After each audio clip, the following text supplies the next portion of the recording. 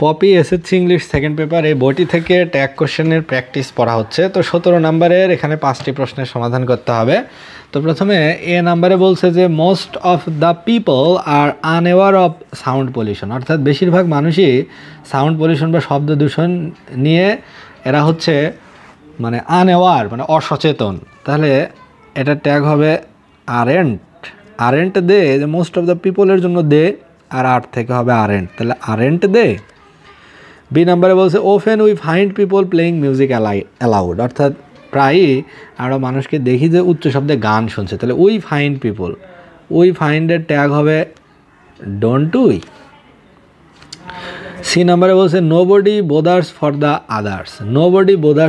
Others, এটার tag হবে নোবডির জন্য হবে দে, আর বোদারের ভিতর আছে ডু বা ডাস, তাহলে এখানে ট্যাগ হবে ডু দে।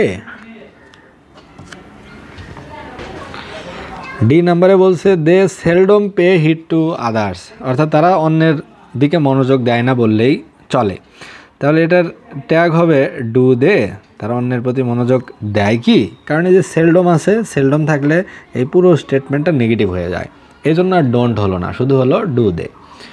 ই নাম্বারে বলছে we must make people aware of the harm of sound pollution, শব্দ দূষণের ক্ষতি সম্পর্কে আমাদের সচেতন করতে হবে, অবগত করতে হবে, তাহলে উই মাস্টের ট্যাগ হচ্ছে মাস্ট নট, তাহলে মাস্ট নট উই।